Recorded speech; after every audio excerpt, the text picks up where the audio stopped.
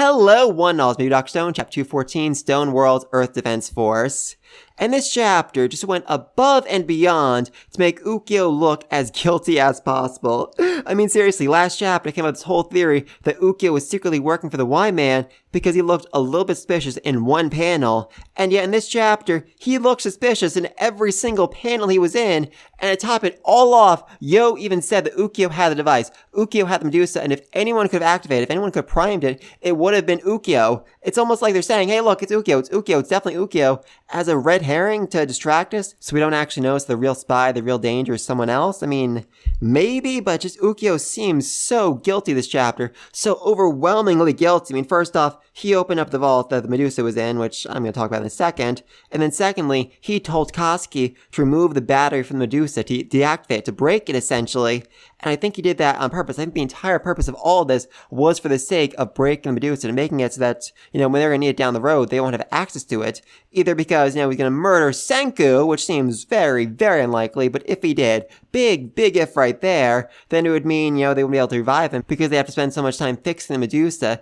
that by the time they got Senku, by the time they were able to petrify Senku, he'd already be dead, long dead, and wouldn't be able to be revived by that point.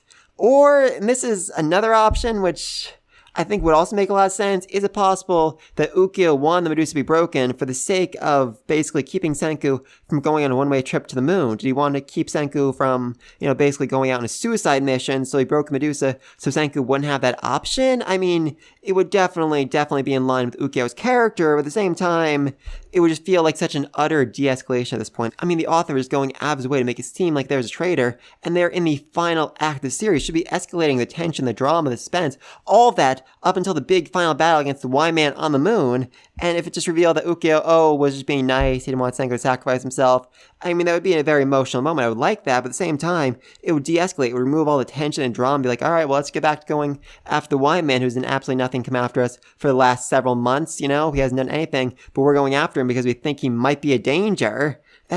I don't think that would work. I don't think that would work in terms of storytelling. But anyway, back to this chapter, we have this beautiful color page, which actually combines the color page from last week to form this giant color page. Woo! And there's definitely some weird things about this. I mean, for one thing, it's, all the main cast, all the main characters of the series, and yet there's no Ukyo, which, really fueled my theory that Ukyo was a traitor, especially because on the boulder that Taiju is holding, there is what appears to be a mouse, a rat. Is it saying that Ukyo is the rat, he's the traitor, he's the spy, he is the scepter? I mean, maybe it's a reference to something else. I'm actually not sure about that. But there's also no Chrome or Tsukasa, which is way more interesting than there being no Taiju. I mean, when they first saw there was no Chrome, like, oh my god, is Ukyo gonna murder Chrome? Is he gonna die trying to save Senku? Something like that. But then I saw there was no Tsukasa, and I got way more confused. And now I have a theory, which I don't think is going to be very popular, but I'm going to share it anyway. I think the reason why we don't see Chrome and Tsukasa is because they are on the rocket on the moon in Senku's hand. I mean, I've been saying for a very long time that Chrome would end up going to the moon. I know everyone says it's going to be Senku because, it's in Senku's dream since he was a young boy to go to the moon, but science is about the next generation. Chrome is the new generation. He is the new generation of scientists in this new world, and what a moment that would be for him. Seriously, when he first met Senku, he was turning fire different colors, and now he could go on a trip to the moon, a trip to the freaking moon. That would blow his mind. That would blow his mind beyond all comprehension. I would so love if that's the case. I mean, we can't forget that being an astronaut is actually incredibly physically exerting, and Senku really isn't in all that great a shape, despite the fact that he is, just overwhelmingly ripped for some reason. Chrome, on the other hand, though, well, he certainly isn't at the same level as one of their fighters. He's had an entire life in the great outdoors, exploring, searching, scavenging, and that's resulted in quite a bit of muscle being built up on him, so yeah, Chrome would actually be better qualified to be an astronaut in terms of his physical condition, so curious about that. I mean, the big hole in this theory is the fact that we actually do see Ryu on the color page, meaning he's probably not in the spaceship, though it is technically possible that maybe they're going to end up waking up Stanley, and he'll be the astronaut to get to the moon, because, Stanley has a whole bunch of military training, and is certainly in better physical shape than Ryu is. I mean, I'm sure Ryu would complain about that quite a bit, but given this might be a suicide mission, I feel like he might want to, stick around back on Earth to continue building up his empire. Curious, very curious about that. Also, one other thing I really need to mention is Luna. Now, this girl has not been relevant since she performed surgery on Senku back in North America, and yet she found her way on this color page, close enough to the moon that her butt is literally in the trajectory of the rocket. That's weird. That is really, really weird. And I think this goes back to the theory I've had for a long time, that Luna's father is the Y-Man. I mean, her name literally means moon, for God's sake. How much more evidence do you need? Okay, probably more than that. But the fact they've been keeping Luna around, despite the fact that she has not been relevant in a very long time, makes me think she will be relevant. She will be important in the final arc of the series, and it's very possible that her father is the Y-Man. I mean, this series does not really discuss parents, family, all that much. I mean, the families of the Petrified are talked about so incredibly rarely in the series, and yet Luna mentioned her father used his connections to get her into medical school, despite the fact that she was so woefully unqualified. And that really makes me think that this is an incredibly smart person, incredibly well-off person, an incredibly well-connected person, and he might have used connections to become the Y-Man, to create the petrification device, and to create a base on the moon. And I also think that Ryu's uncle might have been involved there as well, basically funding the project for some reason, because he was promised that he'd have power in the New World Order. Huzzah! Or something like that. I'm actually not sure, but yeah, that's my insane conspiracy theory right now. Luna's father's the Y-Man, Ryu's uncle paid for the Y-Man's equipment, and Ukyo is either the traitor or he's being framed by the author. I'm not sure about that one. But anyway, on to the rest of the chapter. I just freaking love this moment with Ryu and Senku as they see the Medusa activated. They both just pull this amazing power move as they basically just stand an inch away from the Medusa finishes activating because they know the Medusa won't reach them. Oh my god. I mean, I get Senku being confident in his math, but Ryu was that confident. Ryu was that certain he wouldn't be petrified either. I love it. I freaking love it.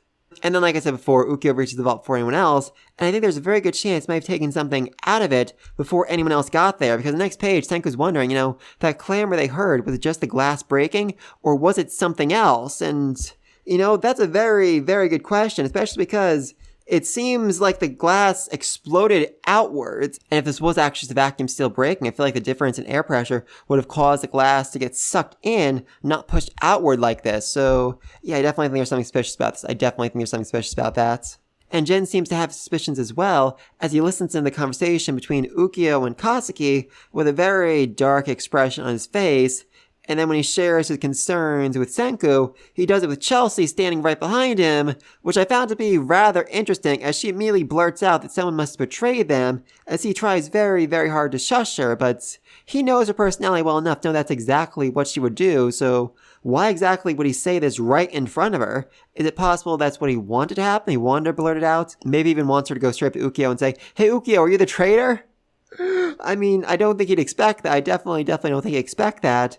But there's also the fact that Ukyo has just godlike hearing, and even though he's in, the bottom of the ship, he can probably hear their conversation right now, so he probably can hear them talking about him and wondering if he's the spy. Is that the reason why he and Senku didn't talk more about the possibility of Ukyo being the traitor, because he knew he'd listen into their conversations? I'm actually not sure about that. But anyway, next page, they decide to go off to get everything they need to make television, and they set sail in the Perseus D-Monkey. Oh, I love the One Piece reference. I freaking love the One Piece reference. I think Boichi is actually drawn for One Piece as well. But anyway, they find a whole bunch of very dangerous, very toxic elements, which are exactly what they need to make television. As it turns out, TV really can rot your mind. Not YouTube, though. YouTube is safe. YouTube is friendly. You're all welcome here on YouTube. And I do just absolutely love the extra effort they went into to making the television projection blurry like that. Oh god, it really is little details that make me love this series so much. And then we see the Medusa is under very, very heavy watch. Seriously, there is absolutely no way anyone can break into that vault without Senku seeing everything. Though it is definitely worrisome, they say they can't record anything yet, and they have to watch it all live. Makes you think, the people watching a live broadcast are going to be knocked out, and the Medusa is going to be stolen after that? Maybe? I'm not sure about that. Anyway, though, they ship a whole bunch of TVs over to America, and we see Team Stanley versus Team Zeno playing baseball, America's favorite pastime, and then watching it around the TV, America's other favorite pastime, as the ball flies from the baseball field all the way to the castle, all the way to Zeno's castle and breaks the window. I love it. I freaking love it. Seriously. They have television. They have freaking television in the Stone Age. I can't believe it. I cannot freaking believe it. Though it is, closed broadcast. Seems like they need cable wires right now to... Actually, do they need cable wires? I mean, they're definitely going to be wireless for the next step, as they explain they're going to need to beam a live feed down to Earth from space. That's right. They're making a freaking satellite. Of course they are. Of freaking course they are. I freaking love this series. I freaking love this series. And this is, and this will basically serve a purpose of figuring out exactly where on the moon the Y-Man is, because as Senku has to explain to everybody, the moon is really, really big, about a quarter the size of the Earth, which, utterly blows the mind of everyone from Ishigami Village, as they think, oh, we only thought it was like the size of a lake. Though I'm actually, really, really concerned about Suka here, as she says, it's really that huge? Suka, baby girl, I love you. You're on my wall. You're literally on my wall right now. But you've been studying rocket science for several months for the sake of finding a way to build a rocket that can bring you back from the moon, that can bring Senku back from the moon, and yet you didn't know how large the moon was. That's concerning. That is very, very concerning. I'm starting to think that Sai might not be the best teacher if he hasn't even explained that to you. I mean, he's teaching math, but at some point, I feel like that would have had to come up in conversation, explaining that the moon is really, really big. Okay, so clearly the whole let's build a return rocket to the moon plan needs a lot more work if Suka doesn't even know that.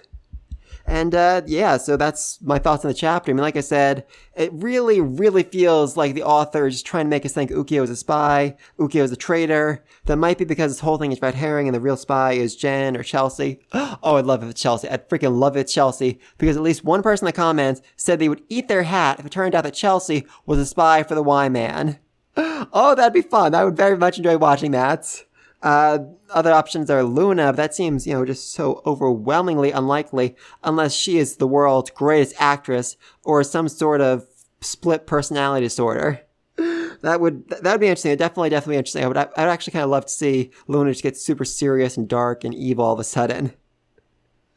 Unlikely. Very, very unlikely. But anyway, like I said before, the other options that Ukyo is doing all of this because he doesn't want Senku to go on a suicide mission. He doesn't want Senku to go to the moon and never come back. He wants Senku to find a way to build a return rocket, come back to Earth. Maybe he's aware that Chrome and Suka are, training with Sai to figure out a way to make that work. And he's trying to buy some time to let that happen. I mean, it's possible. I mean, the look on Jen's face when he was listening in on Kasuki and Ukyo didn't really seem like he was upset, maybe more like he understood, like a sad smile, like he realized exactly why Ukyo was doing this for the sake of protecting Senku. I mean, that would definitely make more sense than Ukyo just being a spy, but at the same time, like I said before, it just feels like they're escalating, like they're building up, like they're putting up all this suspension, all this tension to there being a spy, to there being a traitor, and if they were to feel, oh no, it's Ukyo messing around, that would just be such a letdown. It would feel like it would just, basically let out all the tension in the series as they're going into the big finale against the Y-Man. I just really don't want that to happen. But please, let me know down below. Do you think Ukyo is a traitor? Do you think Luna is the Y-Man's daughter? Do you think Ryu's uncle helped finance the Y-Man?